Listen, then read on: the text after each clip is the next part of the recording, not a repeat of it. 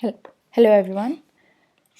Today we will be starting with a new chapter called enamel, and it is a very important chapter and very big also.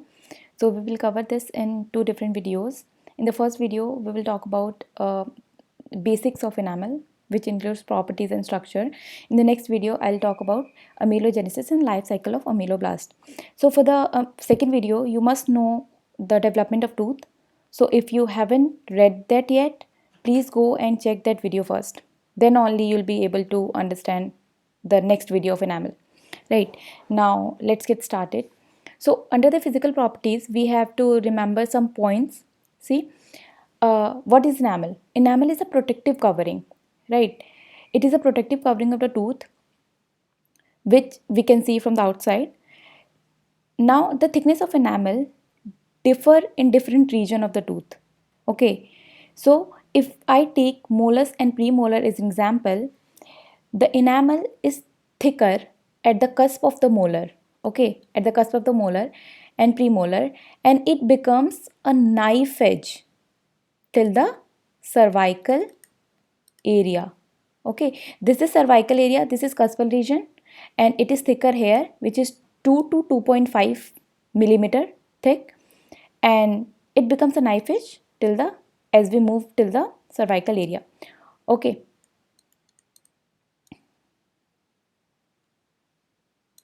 okay. Now another point is uh, in the maxillary arch, the enamel is thicker on the lingual surface, whereas in the mandibular arch, the enamel is thicker on the buccal surface. It is the hardest tissue of the body, which is 96% mineralized, only 4% organic material is present. The specific gravity of the enamel is 2.8. This is very important. You should remember it.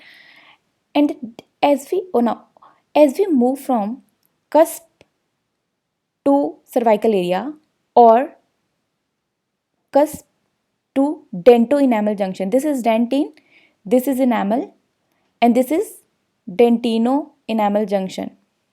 Okay, so as we move from hair to hair or hair to hair, the density of the enamel decreases. Okay, now enamel is semi-permeable in nature, and the color of enamel varies from yellow to grayish white. Okay, so what makes uh, tooth to look different in different individual? It is nothing but translucency of the enamel. Okay, if the enamel is more translucent, the tooth will appear more yellowish. Why? Because then we will be able to see the underlying color of the tissue, right? And underlying tissue is what? Dentine, and dentine is yellowish in color. So those who have yellowish teeth means they have translucent enamel, right? Now coming to chemical properties, as I have already mentioned, enamel is the most mineralized tissue of the body. It is 96% inorganic. Inorganic material is nothing but hydroxyapatite crystals. We'll talk about that later. Let's first talk about organic material. Now 4% organic material is present, and some very few is water. Okay, so in organic material we have two major group of proteins. First group is amelogenins and next group is non-amelogenins. Amelogenins are major protein again, which are 90%, and they have low molecular weight, hydrophobic, rich in proline, histidine, glutamine and leucine, PGML. We can remember it like that. Okay, now the next group is non-amelogenins, which is 10%. Three main important non-amelogenins are present. We will talk importance of these three proteins in formation of enamel, which is amelogenesis. ठीक है, तो जब formation करेंगे तो इसकी बात करेंगे. और these proteins are rich in gas, GAS, gas से याद रखेंगे. Okay, which is glycine, asparagic acid and serine, right? Moving forward, now the 96% inorganic material are what? These are hydroxyapatite crystals having this formula. Now if you remember this formula, it is very good, right? Because if someone asks you in viva, you'll be able to tell. Okay, now these hydroxyapatite crystals are arranged in hexagonal form. Now let's talk about a few details. This is a diagram from Orbans, and the arrangement of crystals, that is arrangement of hydroxyapatite, is somewhat like this hexagonal form I was talking about, right? Now what happens, sometimes this crystal is not like this. Okay, sometimes calcium get calcium get replaced by magnesium, and hydroxide get replaced by carbonate. Now these two replacements makes the crystal arrangement of crystal weaker. Okay, and hence the enamel formed is weaker, so it is not good basically. Now with this we have completed our physical and chemical properties. Now coming to the next part of this video, which is structure present in the enamel. Now first we will talk about the structure of rods. The rod in enamel as whole is made up of three main things, which is rod enamel, interrod enamel, and rod sheath. Rod sheath is organic material present between rod enamel and interrod enamel. You'll understand this better when I will talk about amelogenesis. For now, just remember this point. Now, arrangement of rods is different in different parts of the enamel or different tooth. Okay, in if I talk about the maximum number of rods present in upper first molar, which is 12 million, which is sorry, which is 12 million, and the minimum amount of rod is present in lower lateral incisor. Okay, now rod runs from DEJ. This is dentino enamel junction. Okay, so the rods run from DEJ to cuspal region, right? And the the path of rod is not straight. It is either oblique, we will talk about that later, but it is tortuous in nature. The path is basically tortuous in nature. Now, why it is tortuous? Because the thickness of the enamel is less than the length of the rod of the enamel. Getting my point? So this is a very important point. Now, diameter also, in the cuspal region, the diameter of the rod is almost twice from the DEJ. So we can say that it is in ratio of 1:2. Now rods having cross striations on them. Okay. Now what this cross striation means? What this represent? This represents the amount of enamel formed in a day. Okay. So what points we have covered till now?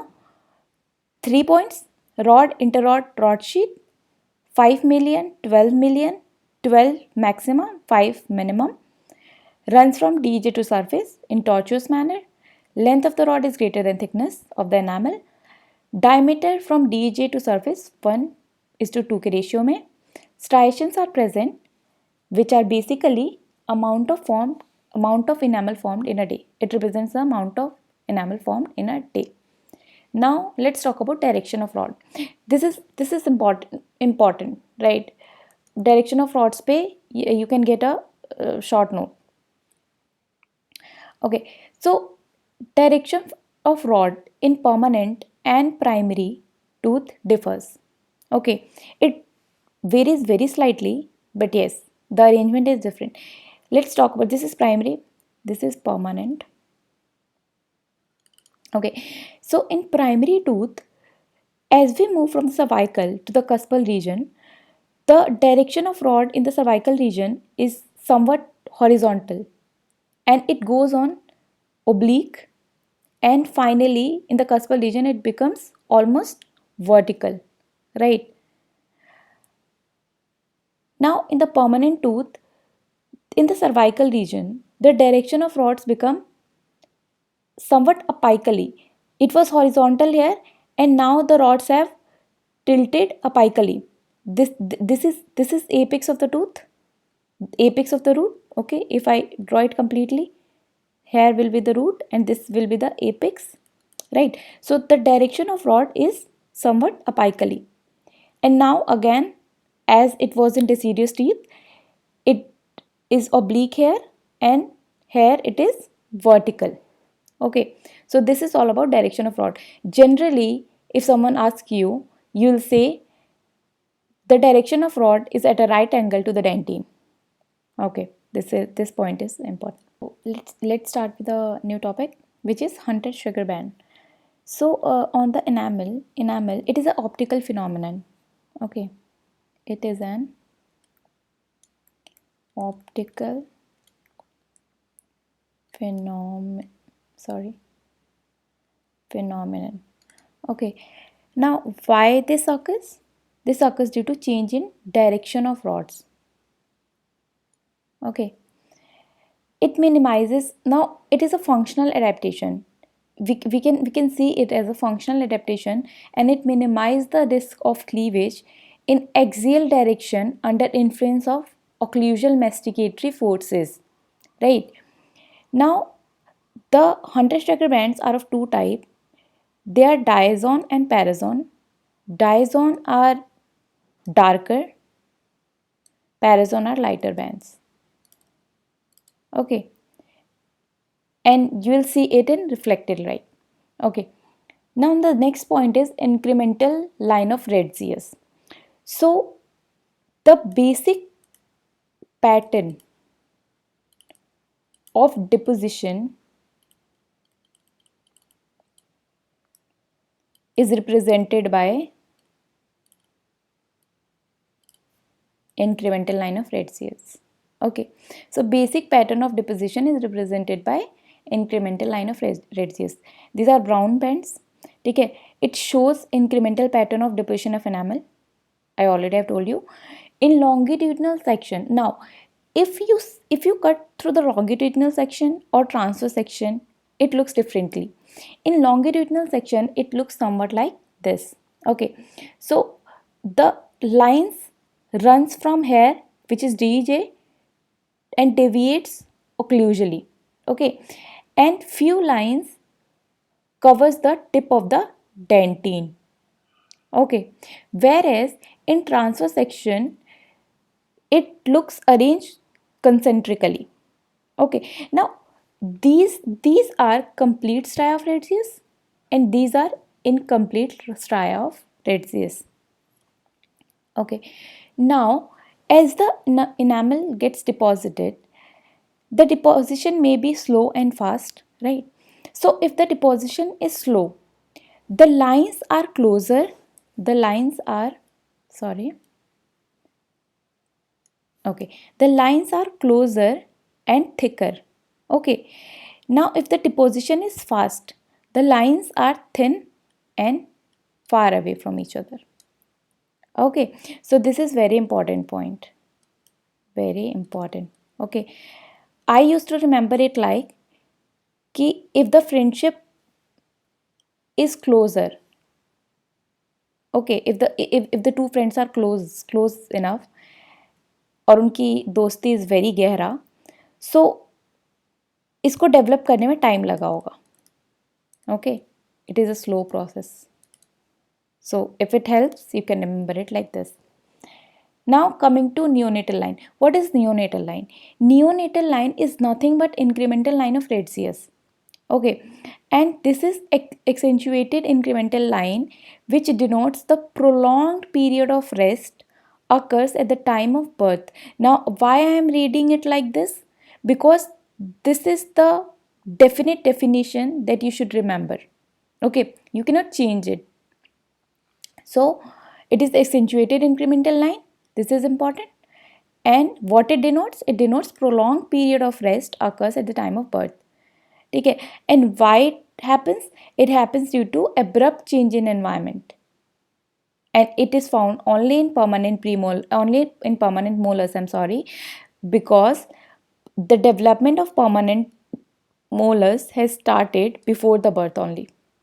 Okay. Now, a few more points about incremental line of Retzius, that in between two incremental line of Retzius, 7 weeks of enamel deposition is seen. Okay, between two lines, 7 weeks of enamel deposition is seen. because 7 to 10 cross striations are there. Now I've already told you that enamel rods have cross striations on them, and this represents daily deposition of enamel. So between two incremental line of Retz's, 7 lines are there. So 7 days we can say, right? Making sense? So between two incremental line of Retz's, 7 week of enamel is being deposited. Okay.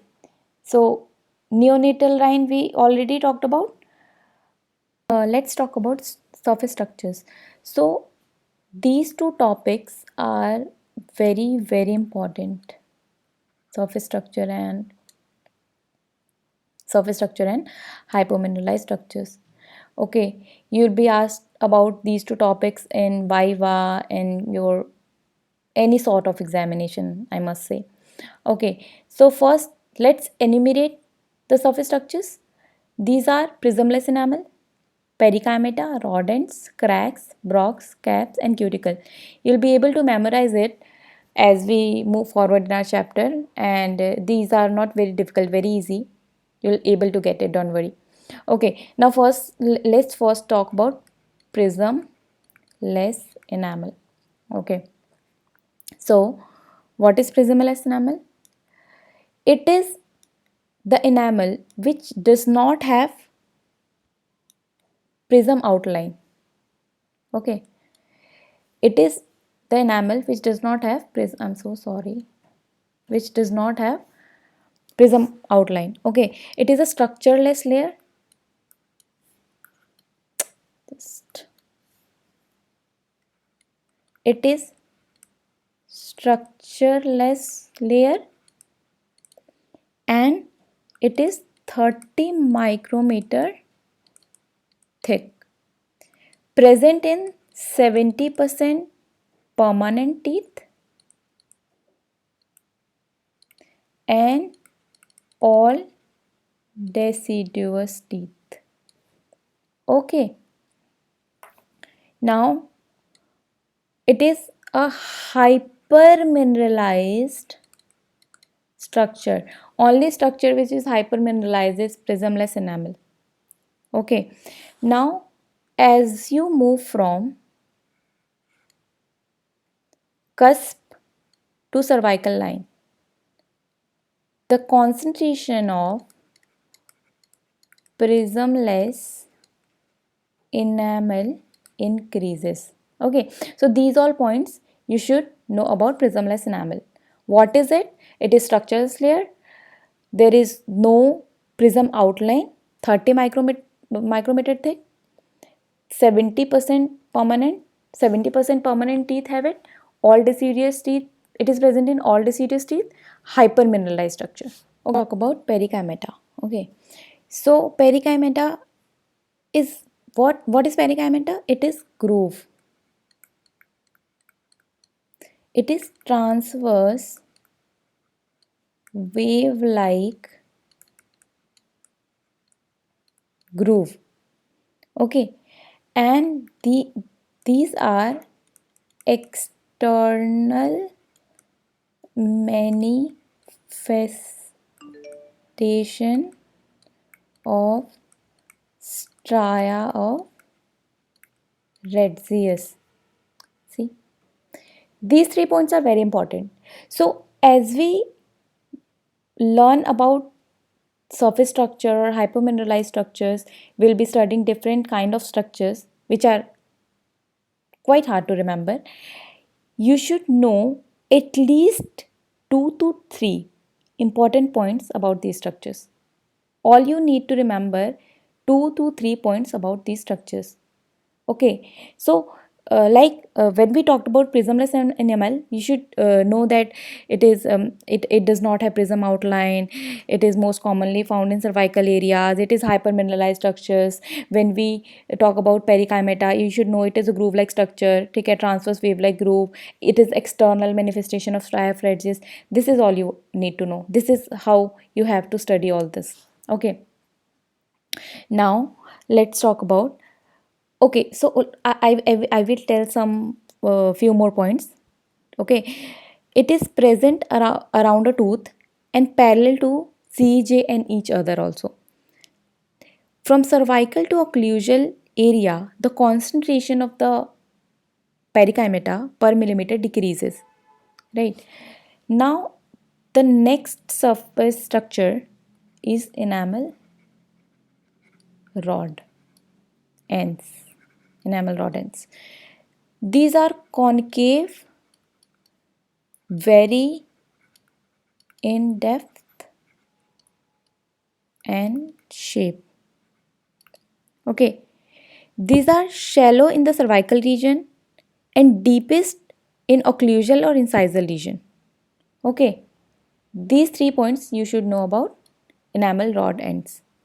Now the next surface structure is enamel pits. 1 to 1.5 micrometer.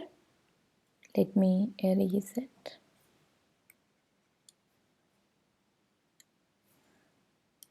Micrometer in diameter. Okay. And these are basically ends of ameloblast.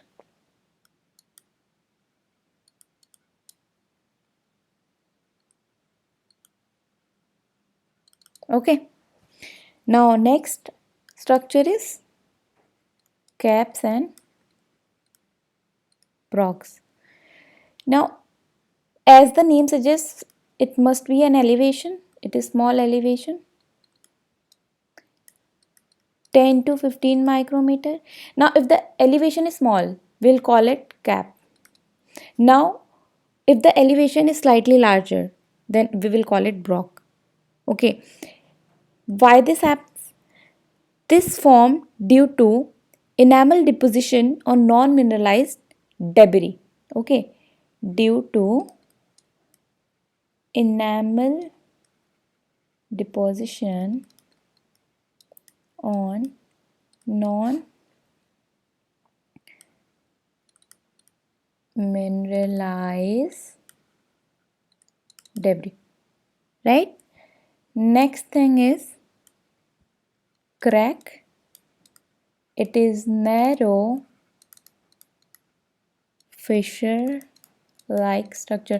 I know there is nothing to understand and I'm just giving information. We will, once I finish the surface structure, we will revise it very quickly and you'll able to get it. Okay.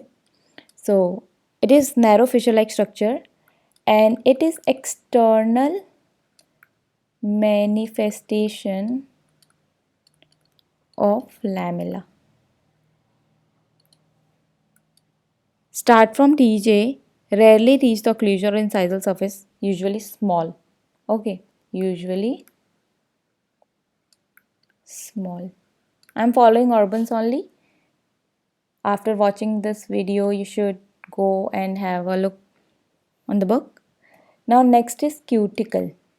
Okay, so cuticle covers, it is protective. Okay, cuticle, it covers whole enamel of newly erupted tooth. Okay, and of course it gets destroyed in a few weeks or days. Okay, so now let's revise it.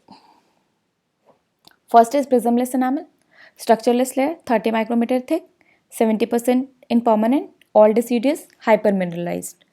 Pericymeta, it is a groove-like structure, external manifestation of stria of Retzius. Okay, enamel rodents, concave, vary in depth and shape. Pits are 1 to 1.5 micrometer pit in diameter and these are nothing but ends of ameloblast. So stria of Retzius के manifestation थे pericymeta and ends of ameloblast is basically pits. Okay, caps and brocs, it forms by the deposition of enamel on non-mineralized debris and if the diameter is 10 to 15 micrometer, then we'll call it cap, and if it is more than this, we'll call it broc. Crack are narrow fissure-like structure, external manifestation of lamellae, usually small. Cuticle, covers the whole enamel of newly erupted tooth. It is protective in nature and it gets destroyed in a few weeks. Okay, now we are done with the surface structures. Now let's talk about hypomineralized structure. Okay. So hypomineralized structures are lamella, tuft and spindles. Okay. Very important from the practical point of view also and theory point of view also. Okay. Now let's talk about lamellae. This is leaf-like structure. Okay. This is leaf-like structure. Basically, there are three types of lamellae, A, B, C. Okay. Which is based on formation, how it is being formed. Okay, so it is a thin leaf-like structure and it runs from enamel surface to DEJ. Okay, now it runs like this from surface to DEJ. Okay, now lamella can be of three types, A, B, C. A type is basically composed of poorly calcified rod segments. A type is poorly calcified rod segments. B is basically consisting of degenerated cells. Consisting of degenerated cells. Okay. Now C is arising in erupted teeth where the cracks are filled with organic matter, primarily with saliva or something. Okay. So here what is happening? Cracks filled with organic matter. Making sense? Now, lamella, a very important clinical consideration about lamella is it serves as a path for bacteria and hence cause caries. This is very important point about lamella. Okay, so we are done with the first hypomineralized structure. Now the second hypomineralized structure is tuft, enamel tuft, grass-like appearance. It runs from DEJ to 1/3 or 1/5 of enamel.